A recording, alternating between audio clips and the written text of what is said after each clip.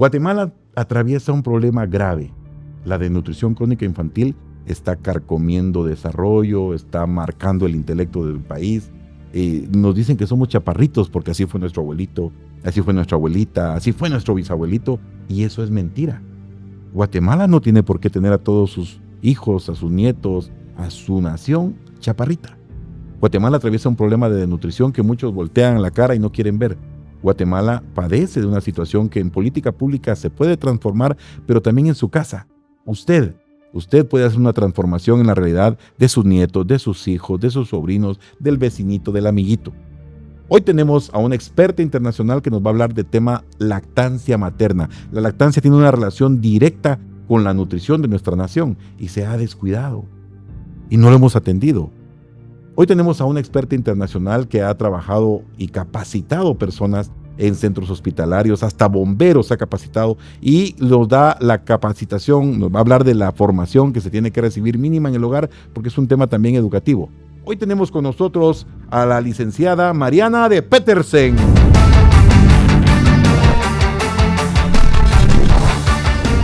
Mariana, licenciada, qué gusto tenerla por acá. Cuéntenos por favor, ¿cómo se siente estar en el podcast inicialmente? ¿Cómo está? Muchísimas gracias por la invitación, realmente muy ilusionada de poder seguir transmitiendo la importancia de la lactancia materna a todos en nuestro país. Y sabemos que esto también lo pueden escuchar afuera, así que qué gran oportunidad, muchísimas gracias. Qué bueno que está con nosotros y gracias por aceptar la invitación. Ya entrando en materia, mire, usted nos puede contar el proceso, porque la verdad que es un milagro biológico. La lactancia es un milagro biológico. Nos puede contar el proceso que se da dentro de la madre, el proceso que se da en los alveolos. Muchas personas tienen la idea de que la leche es sangre, pero en realidad no necesariamente es sangre. La sangre puede ser un vehículo de llegada de ciertos nutrientes. Cuéntenos ese proceso que se da en una madre cuando está en la etapa de lactancia. Cuéntenos, por favor. Sí, la producción de la leche empieza a prepararse desde el embarazo, ya que el pecho de la mujer embarazada va a cambiar, va a evolucionar para prepararse. De manera externa lo vemos en la areola que se torna más oscura. Ajá. Entonces el bebé va a saber dónde prenderse porque sabe que va a dirigirse al área más oscura.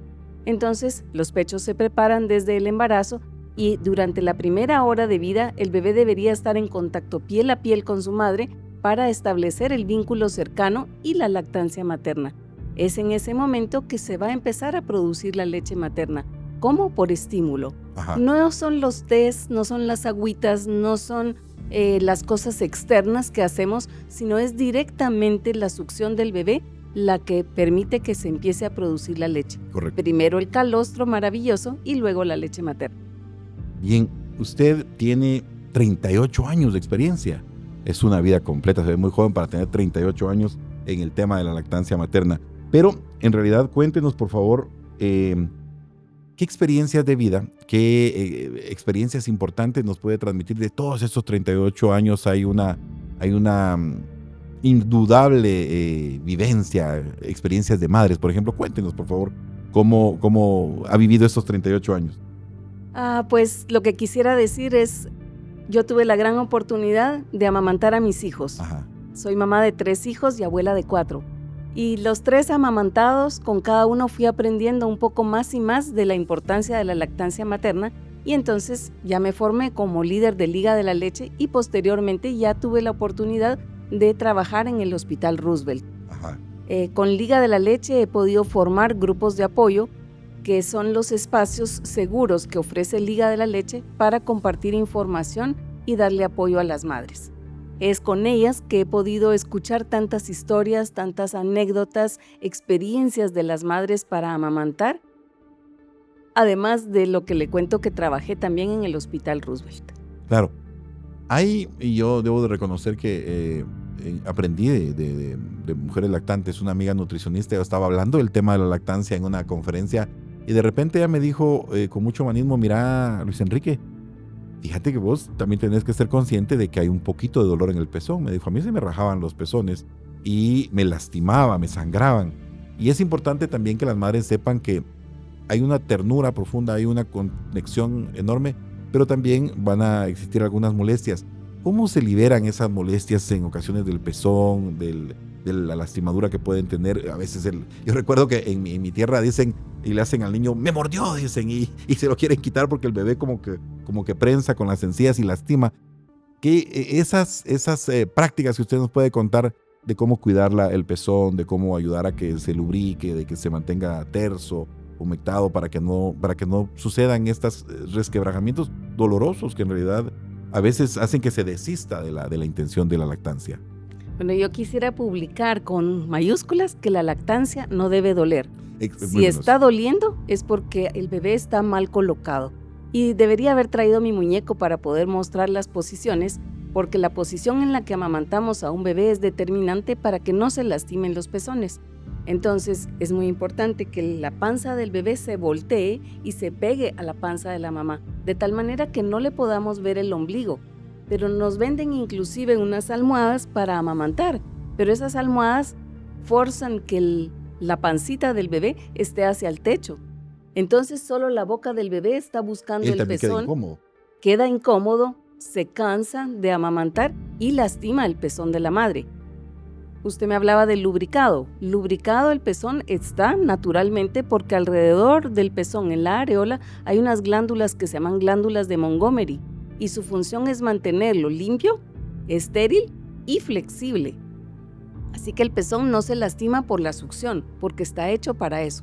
Se molesta, se lastima, se erosiona por una mala posición. Entonces hay que voltear al bebé y pegarlo mucho a nuestro cuerpo y que la madre recline su espalda hacia atrás para que su barriga venga a ser la cuna del bebé. Correcto, entonces es una cuestión de técnica. Por supuesto, y por eso es que somos expertas en poder enseñarle a las madres. Liga de la Leche realmente tiene un rol muy importante para llevarle a las madres información y el apoyo para que ella continúe con la práctica. 6 meses en forma exclusiva y 2 años o más de lactancia prolongada. Hay muchas costumbres que dicen, no, pues cuando tiene cólico el niño hay que darle agüita de anís. Y yo sé que es parte del proceso cultural, pero en ocasiones el riesgo es el agua, no tanto el anís. El riesgo es el agua que no esté adecuada, apta y que puede generar una diarrea. ¿Cómo se le hace? Porque al final de cuentas hay un tema cultural, especialmente en el interior. Acá se puede dar también que dicen, tiene pujo, tiene malestares, tiene coliquito el nene. ¿Cómo se hace para mantener el equilibrio? Porque al final a la madre le lastima que el bebé esté llorando. Le duele porque su hijo está sufriendo. ¿Qué se hace en esos casos? Bueno, quizás enseñarle a la madre que hay diferentes posiciones para sacar el gas. Ella lo puede poner vertical, lo puede poner sentado sobre sus piernas, lo puede poner boca abajo sobre su brazo y de esta manera ayudar al bebé a eructar y que entonces va a tener una mejor...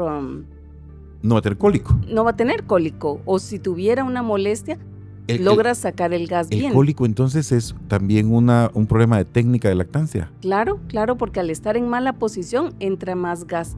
No sé si ustedes tienen por casualidad un muñeco, yo debería haberlo traído y quisiera poder mostrar. ¿Sabe qué pasa? Que esto nos está dando la posibilidad de tener otro programa con el muñeco. Porque al final aquí lo único que tenemos es al gatito y yo creo que no tenemos un muñeco en casa.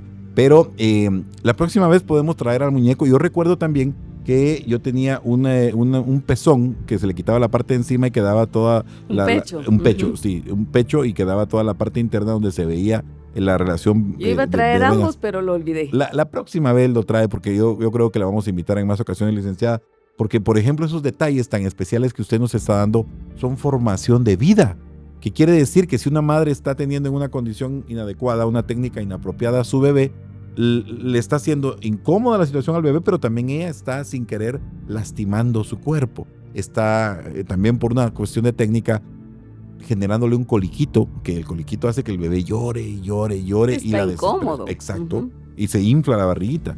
Pues son aprendizajes de vida. Mire, en todo ese tiempo que usted ha estado viendo niños, en ocasiones yo sé que hay algunos que no son tolerantes a la leche y que las madres tristemente no les pueden dar lactancia y tienen que alimentarlos de otra forma.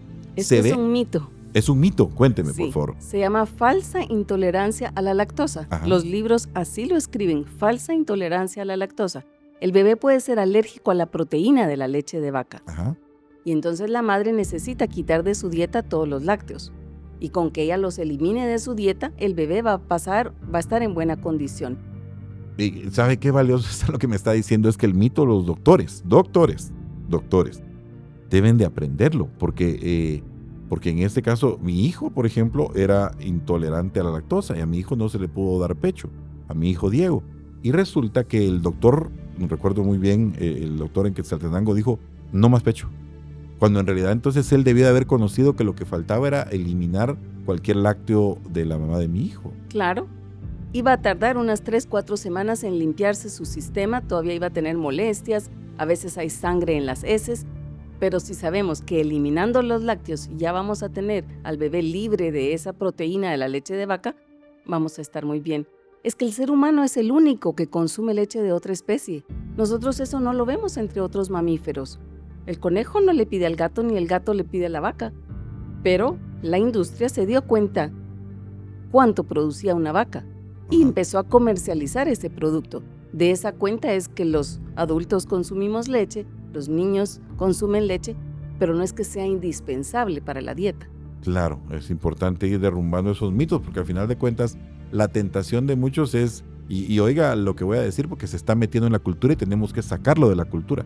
Hay mucha gente que siente que cuando le da un sucedáneo de la leche materna, su niño va a crecer más fuerte y entonces dice, ya no le voy a dar pecho, sino que le voy a dar estas fórmulas mejoradas que me dijeron que eran lo máximo. Y cuando uno ve las características que tienen los sucedáneos de la leche materna, son así, y cuando uno ve las capacidades y características de la leche materna, son así. Tenemos una manta que tiene 200 palabras de los elementos en la leche materna. Claro. Y del otro lado muestra los elementos en la fórmula, y son 14 palabras. 14 contra 200. Es decir, quiere decir la que lactancia materna le da 200 nutrientes, 200 características, 200 elementos potenciales al bebé, y las personas que le dan leche de fórmula, lo que le están dando es solamente 14 cuando le pudieron haber dado 200. Imagínese qué desproporción. Y estamos cambiando la biología, porque el niño está hecho para tomar leche materna. Claro. Sí, para digerirla. Y es la leche materna la que viene a desarrollar su cerebro. Exacto. Entonces usted decía al inicio del programa el retraso que tenemos culturalmente. El retraso que tenemos, más que culturalmente, perdón, esa no es la palabra, quise decir cognitivamente. Ajá. Ese retraso cognitivamente viene siendo por una desventaja de una alimentación inadecuada.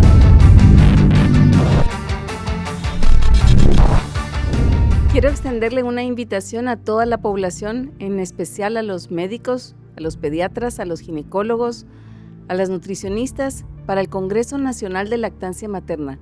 Este año se celebra el 10º Congreso Nacional de Lactancia Materna a finales de agosto. Participen, infórmense, para que sus pacientes tengan un mejor futuro.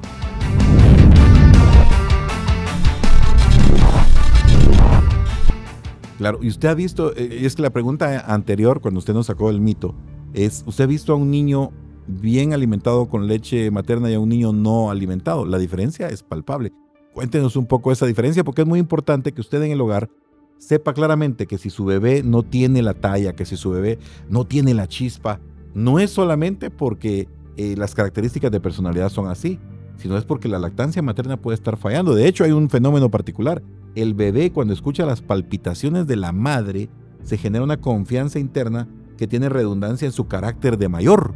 Son más seguros, son más aplomados, son más directos, son más inteligentes a partir de ese estímulo inicial que está en la palpitación de la madre. Cuéntenos sobre eso. Como quisiera que los pediatras pudieran hablarle con la pasión que usted lo expresa a sus pacientes.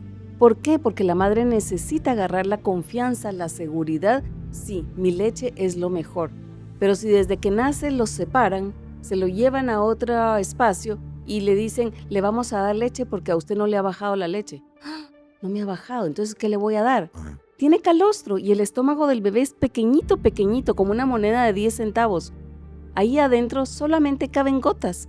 ¿Y qué es lo que el cuerpo de la madre produce? Gotas de calostro, porque es un alimento denso, concentrado, y no necesita una onza. Claro. Darle una onza de fórmula es distender sus capas abdominales, lo cual nos empieza a enseñar el camino de la obesidad, porque lo que el bebé debe tomar es poquita cantidad de un alimento que que se digiere muy fácilmente. Uy, y ese tema del calostro yo creo que es importante mencionarlo con detenimiento. La primer vacuna que se le suministra al pequeño no se le suministra en un puesto de salud, ni es una enfermera, ni es un médico. La primer vacuna se llama calostro, porque le da nutrientes, pero también le da defensas. Cuéntenos, porque muchas madres lo ven de color oscuro y piensan que esa leche hay que eliminarla y darle la leche que ya sale blanca. Cuéntenos eso, por favor. Derribe también ese mito, porque hay muchas situaciones en las que se saca la leche la madre y dice quizás esa leche no es buena y hasta que salga la leche más clara se lo voy a dar al bebé.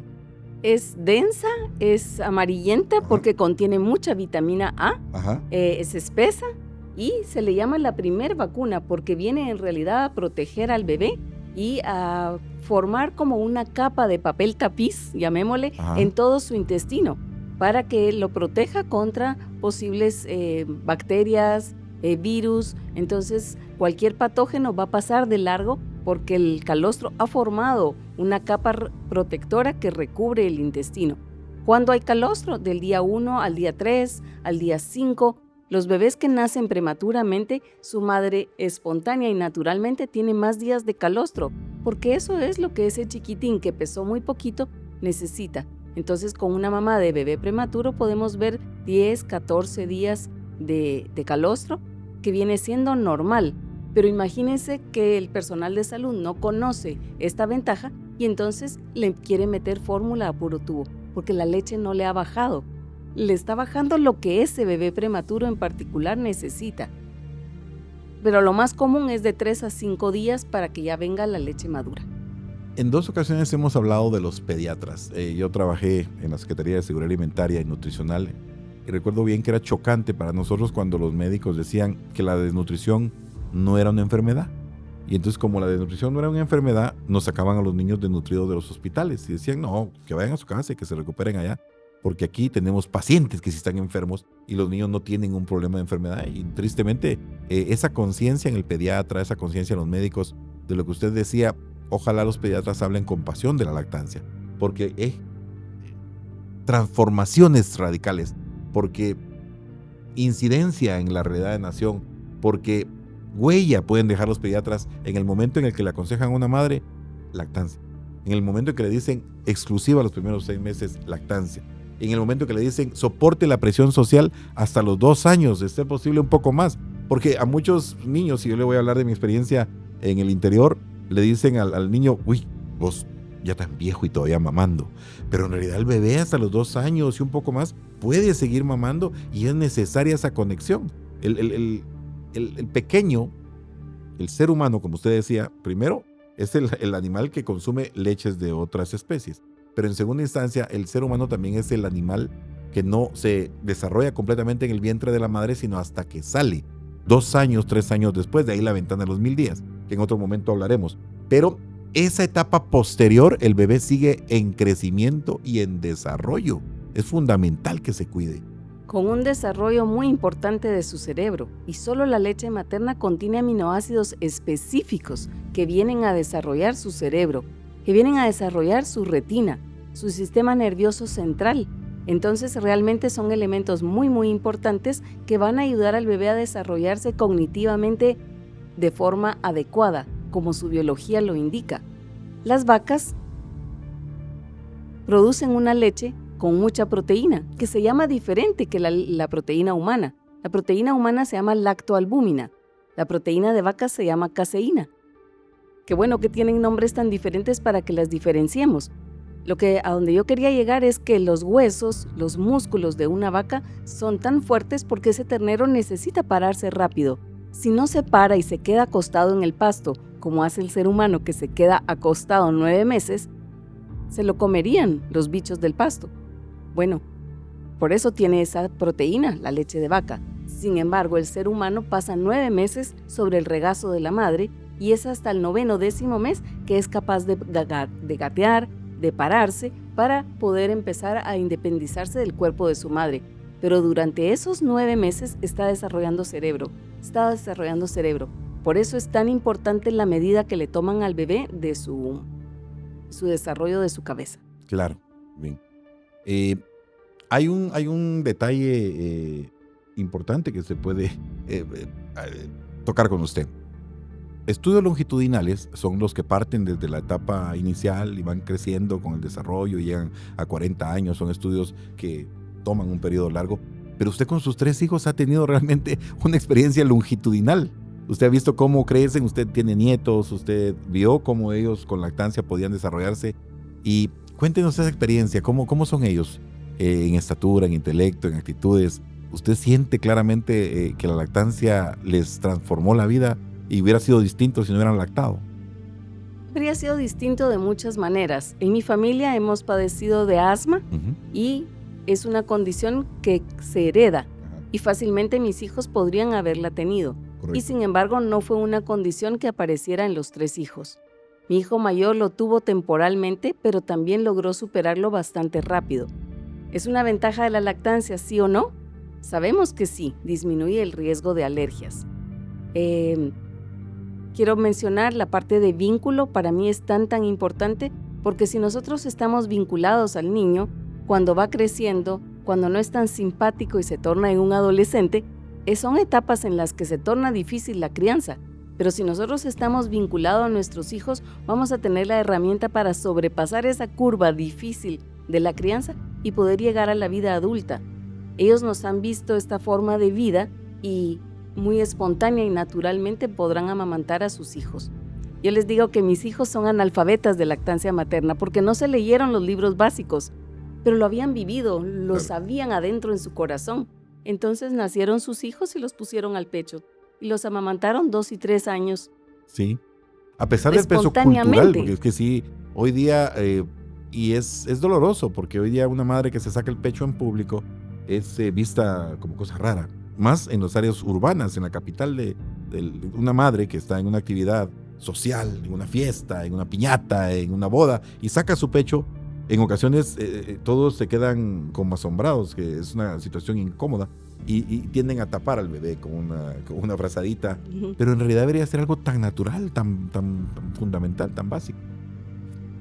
Usted en su experiencia de vida, ha atendido casos en donde hay niños que tienen capacidades diferentes, síndrome de Down, paladar hendido, bajo peso al nacer.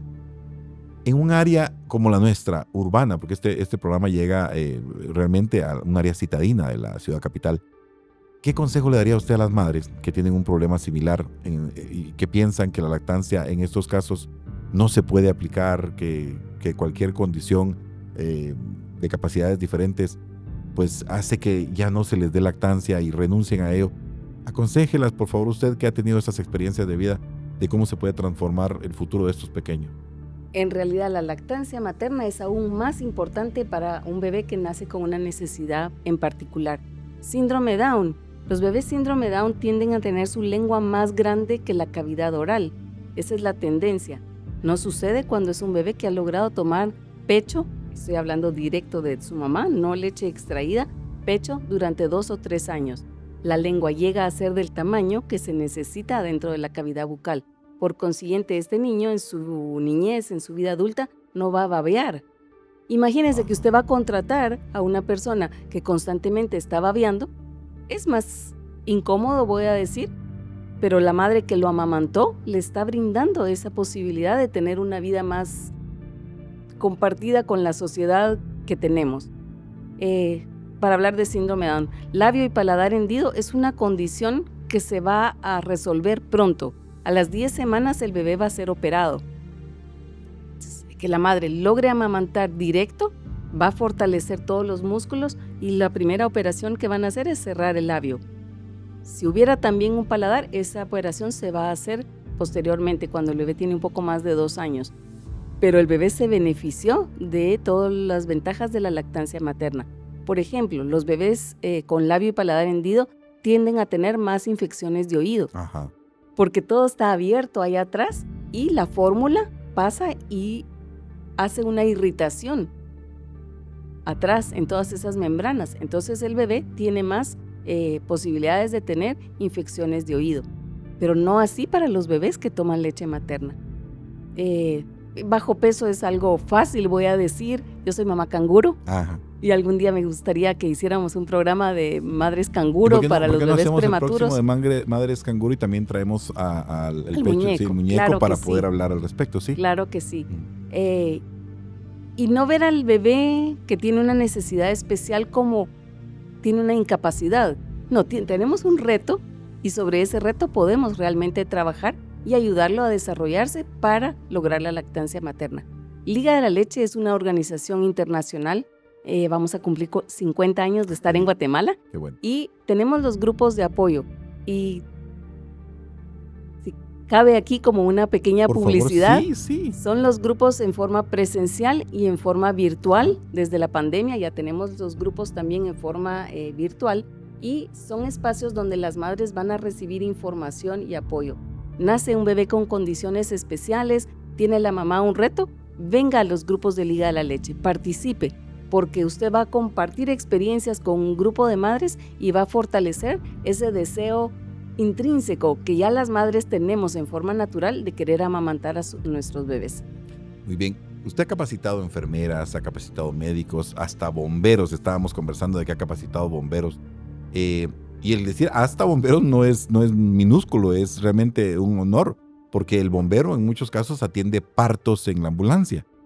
Háblenos, por favor, un poquito del pinzamiento tardío del cordón umbilical. Es que realmente la palabra a veces se hace un poco compleja, pero es que el cordón umbilical se corte un poco después, que permita que... Cuéntenos el detalle y cuéntenos también el detalle que debe de existir en una madre que recién ha dado a luz y el contacto con el pecho. Es importante eso, por favor. Dos detalles. Pinzamiento oportuno del cordón, porque no es que se haga en forma tardía, es que antes se estuvo haciendo a los 10 segundos de nacido el bebé. Ajá. Pero cuando nosotros sabemos la importancia de cortar el cordón oportunamente cuando éste deja de latir, entonces vamos a hacer el corte entre los 2 y 3 minutos y no a los 10 segundos. Es valioso. En que deja de latir quiere decir que deja de tener esa conexión madre-hijo y ahí es el vaciado. Al dejar de pulsar es que ya no hay sangre que transfiera, pero toda la sangre, nace el bebé y toda la sangre que todavía está en la placenta es sangre que le pertenece al bebé.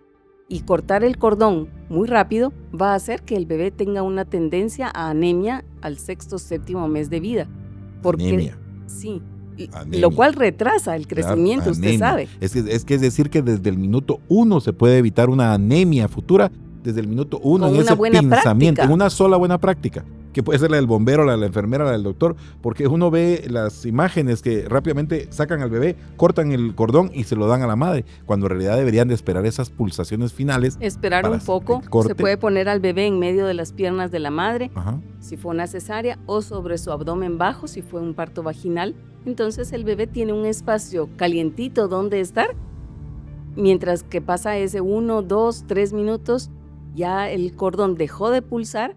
Entonces se corta el cordón y el bebé debe ser colocado en medio de los pechos de la madre para tener los latidos de corazón, para tener que su olfato se desarrolle y que busque dónde es que aquí huele a líquido amniótico, y mueve su cabecita y entonces encuentra que es el pezón el que huele a líquido amniótico. Sus manos lo dirigen y encuentra el pezón de la madre y empieza a succionar. Qué bien, mire, en realidad estamos entrando a detalles técnicos, profesionales, académicos, estudiados, pero lo que queremos decirle a la audiencia, por lo que más quieran, denle en pecho, lactancia materna, denle en pecho a su bebé. No piensen que es algo secundario, el ser humano necesita lactancia materna, no importa si es una mujer rica, si es una mujer pobre, si es una mujer nutrida, si es una mujer desnutrida, y ese es otro mito que vamos a derribar ahora mismo. Hay muchos que dicen, la pobre mujer está desnutrida y no le va a dar una leche de calidad a su hijo, que no le dé pecho. Y en realidad, ahorita si usted nos cuenta por favor el detalle de la lactancia en la mujer bien nutrida y la mujer que tristemente no está bien nutrida. La calidad de la leche viene siendo buena en ambas poblaciones, y si a ese bebé que ya su madre está desnutrida, vamos a decir que lo alimente artificialmente, si no hay fondos para que ella se nutra adecuadamente, van a haber menos fondos para un nuevo miembro de la familia. Por consiguiente, la leche materna es muy importante y ayudar a la madre para que pueda comerse más tortillas al día, para que se tome un atol de incaparina, sí, ayudarla a que tenga un poquito extra de calorías, lo cual le va a ser favorable a ella para producir más cantidad de leche. La calidad no sufre, es la cantidad la que puede sufrir en una condición muy deplorable de desnutrición. Hay unas cifras tristes cuando uno mira los indicadores y las semanas epidemiológicas y ve que los casos de desnutrición aguda están más concentrados en niños menores de... Las muertes están concentradas en niños menores de 6 meses. Y ahí es un tema educativo. Efectivamente, tenemos que hablar de pobreza, de mucho dolor, de mucho sufrimiento, de mucha inseguridad alimentaria, pero también es un tema educativo. Tendría que haber lactancia materna exclusiva. La madre no conoció ese recurso. No hubo quien le dijera, mira, tu leche es muy importante, tu leche es muy valiosa. A ver, te enseño, coloquemos al bebé. Y hay que invertirle un poquito de tiempo a esa madre. A mí me gusta mucho ver que en Estados Unidos, en otros países, existen consultoras de lactancia materna contratadas en los hospitales. ¿Por qué? Porque están pasando visita antes de que la madre se vaya a casa, enseñándole una buena posición. Coloquemos a tu bebé en una buena posición, que el bebé tenga un buen agarre, que abra grande su boquita. A ver, ¿cómo está recibiendo el pecho? Entonces ya la madre se va con la certeza de que su bebé está comiendo bien y conoce los parámetros de qué le indica a ella una buena alimentación. Primero, reconocer las señales de hambre. ¿Será que debo esperar a que llore para darle de mamar? No, solo con que el bebé está rotando su cabecita, chupándose las manos, eso ya nos indica tiene hambre. Por consiguiente, vamos a responder más pronto a las señales de hambre y vamos a tener el otro parámetro para poder saber si está comiendo bien. Después del 5.º día, 5 pañales en 24 horas. 5 pañales que pesan, 2 de esos con heces fecales, y ya la mamá tiene un indicador antes de esperarse a los 10 días, a los 15 días para saber si su bebé está ganando peso. ¿Cómo están los pañales? ¿Está mojando suficientes pañales? Entonces quiere decir que se está alimentando bien solo con leche de mamá. Los bebés no necesitan agua, no necesitan jugos y menos fórmula. Claro. El tiempo se nos está yendo y no lo estamos sintiendo, que es lo bueno, quiere decir que estamos muy entretenidos en cosas que son valiosas. Usted acaba de dar prácticamente recetas, consejos a las madres. Ya para cerrar, si usted quisiera dejar un mensaje puntual para las madres, que yo les pido, les suplico, por el desarrollo de sus hijos, por el desarrollo intelectual del país, por el desarrollo y futuro de una nación completa que ha estado sumergida en la desnutrición y que puede empezar a transformar leche materna, lactancia materna, dele pecho a su hijo. Si usted quisiera dejar un mensaje final para este podcast, ¿qué le diría a la audiencia? Que indudablemente son jóvenes, pero también hay abuelitas, hay madres, hay tíos, hay tías que pueden recomendarle a la joven que está por dar a luz pecho. Dale pecho a tu hijo, que le vas a transformar el futuro, no solo el hoy, el futuro. Un consejo de cierre. La leche materna no es solo un alimento, es medicina, es vínculo, es contacto. Entonces, infórmense, asistan a los grupos de Liga de la Leche para recibir la información necesaria para saber cómo colocar a su bebé en forma adecuada y empiece a amamantar a su bebé desde el momento que nace. Esas primeras horas, esas primeras semanas son muy determinantes. La industria quiere que tú uses una fórmula porque tiene un interés económico, pero realmente la leche materna es lo que tu bebé necesita. Muchas gracias. Nos dan los contactos de la Liga de la Leche, el número de teléfono, algún correo, alguna red social, para que empiecen a vincularse, para que empiecen a tener contacto con la Liga de la Leche, porque es muy importante. ¿Nos comparte algún detalle de conexión? Bueno, en Facebook, Liga de la Leche Guatemala, lo mismo que en Instagram, y también tenemos TikTok. ¿Ah, qué bien? Tenemos página web con un blog interesante, con artículos cortos que la madre puede estar amamantando y leyendo. Un artículo de un párrafo. En un párrafo ella puede tener información que le dé la fuerza para seguir adelante, y asistan a los grupos de apoyo. No sé si en forma de cintillo se podrá poner el número de teléfono porque no me lo sé. Se puede poner el número de teléfono con mucho gusto, sí, y vamos a estar también en el copy poniendo los vínculos vamos a dejar los nexos con la Liga de la Leche para que la puedan checar, darle clic y checar detalles, porque en serio que hay mucha transformación que se puede hacer con los niños, sí, con gusto, claro que sí. Pues bueno, agradecemos el tiempo, agradecemos el esfuerzo de estar acá. Sabemos que su agenda y la de su esposo es muy ajetreada, y gracias porque logramos tenerla con nosotros hoy.